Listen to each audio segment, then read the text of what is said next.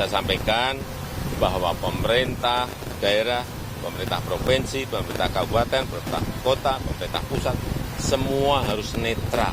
ASN semua harus netral, TNI semua harus netral, Polri semua harus netral.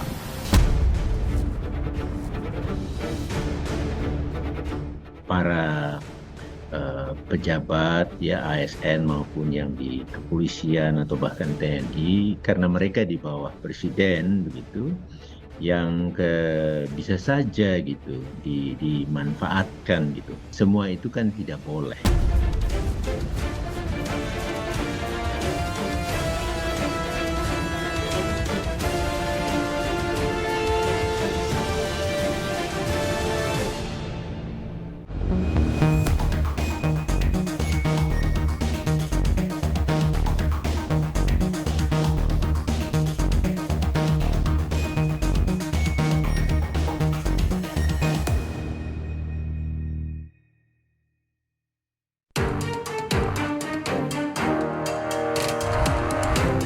Pasangan calon presiden dan wakil presiden Ganjar Pranowo, Mahfud MD, mendapatkan nomor urut 3 dalam pengundian nomor urut Capres-Cawapres 2024 yang dilakukan oleh Komisi Pemilihan Umum pada Selasa 14 November lalu.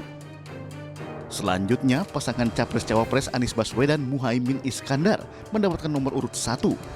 Sedangkan pasangan Prabowo Subianto Gibran Rakabuming Raka mendapatkan nomor urut 2. KPU resmi menetapkan 3 pasangan calon presiden dan wakil presiden yang akan bertarung dalam pesta demokrasi 5 tahunan yang akan digelar pada 14 Februari 2024 mendatang. Kalau ada pemain yang bersifat curang, tolong diteriaki supaya tidak curang. Kalau ada wasit merangkap pemain, kita foto dan kita sebarluaskan.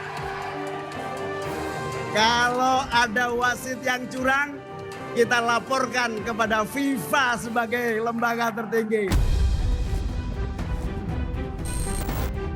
Pengusungan 3 pasangan calon presiden dan wakil presiden oleh masing-masing koalisi partai pendukung tak luput dari perhatian publik.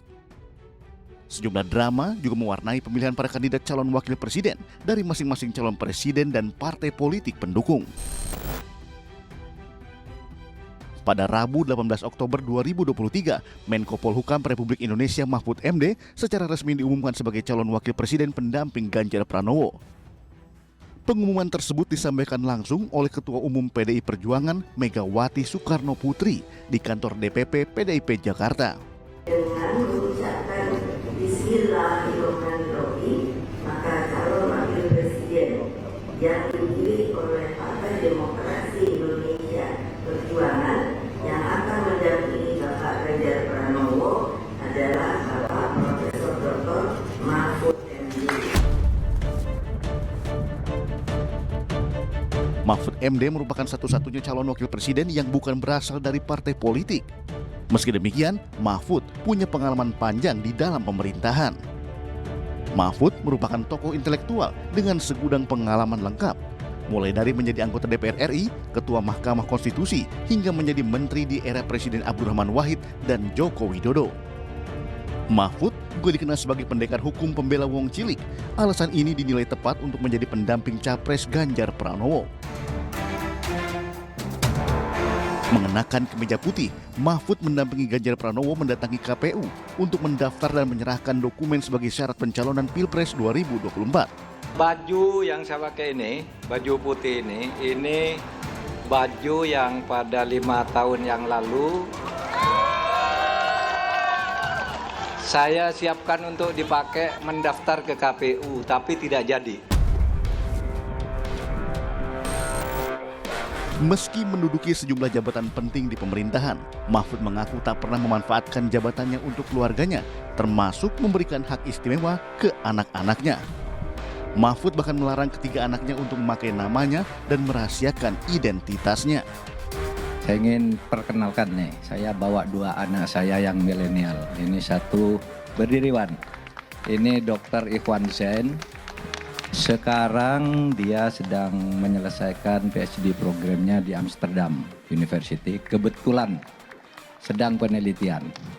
Sejak sekolah dia mencari beasiswa sendiri tidak menggunakan nama saya. Orang malah tidak tahu kalau dia anak saya. Dia cari sendiri, dia dapat sendiri dengan prestasinya sendiri. Anak saya yang kedua Dr. Vina Amalia ini dokter dari Universitas Airlangga. Juga sampai lulus dari sekolah tidak ada yang tahu bahwa dia anak saya karena saya bilang jangan bilang kalau kamu anak saya. Menjadi anak pejabat di negeri ini seringkali mendapat sejumlah hal istimewa. Sungguh ironi, meskipun bagi sebagian orang dianggap hal yang lumrah. Salah satu cawapres bahkan ditenggarai mendapatkan keistimewaan tersebut untuk bisa maju dalam kontestasi pemilihan Capres-Cawapres 2024.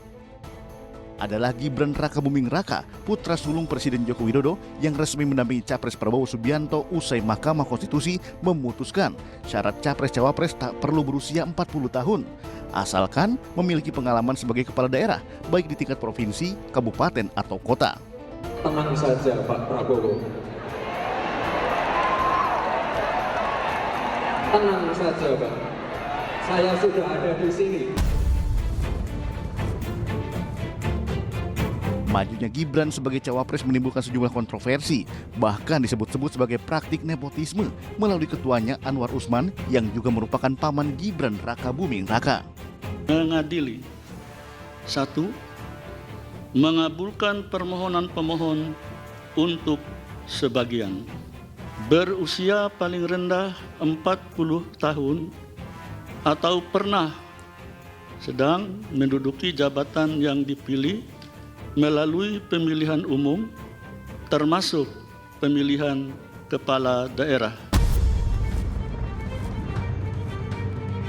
Atas keputusan tersebut, Gibran sang putra mahkota sekaligus wali kota Solo yang baru menjabat selama 2 tahun bak mendapatkan karpet merah untuk maju menjadi cawapres pada pemilu 2024 mendatang. Putusan MK ini ya menunjukkan bahwa putusan 90 itu ternyata bermasalah, sehingga memang pencalonannya Gibran itu sebenarnya tidak punya legitimasi lagi. Sebenarnya cacat secara proses politik. Dan ini artinya dia akan mengganggu proses nanti, terbawa terus bahkan jika pasangan Prabowo Gibran nanti terpilih. Meski akhirnya sang paman Anwar Usman dicopot dari jabatannya sebagai Ketua Mahkamah Konstitusi oleh Majelis Kehormatan MK karena terbukti melakukan pelanggaran berat terhadap kode etik, KPU tetap menyatakan pasangan Prabowo Subianto, Gibran Rakabuming Raka memenuhi syarat untuk berlaga dalam Pilpres 2024 mendatang. Drama pencalonan sebagai cawapres juga muncul dari Muhaimin Iskandar alias Cak Imin. Ketua Umum PKB tersebut resmi diusung sebagai calon wakil presiden mendampingi Anies Baswedan pada Sabtu 2 September lalu. Insya Allah kita akan kejar perbaikan dan pembaruan semaksimal mungkin untuk Indonesia. Kita juga akan meneruskan semua kebaikan dan prestasi yang sudah diraih oleh bangsa Indonesia. Amin. Bagi sejumlah partai politik, pencalonan Cak Imin sebagai cawapres dinilai sebagai pengkhianatan karena sebelumnya Cak Imin berada di gerbong Koalisi Indonesia Maju dan mengusung Prabowo sebagai capres. Namun secepat kilat Cak Imin berubah haluan, pindah ke Koalisi Perubahan dan maju sebagai cawapres. Tak hanya Gerindra, pencalonan Cak Imin sebagai cawapres juga menimbulkan sakit hati bagi Partai Demokrat. Ketua Umum Partai Demokrat Agus Harimurti Yudhoyono bahkan harus gigit jari usai pencalonannya sebagai cawapres pendamping Anies dibatalkan secara sepihak. Yang kita rasakan sekarang ini, mereka tidak sidik, tidak jujur, tidak amanah, berarti tidak bisa dipercaya dan mengingkari hal-hal yang telah disepakati.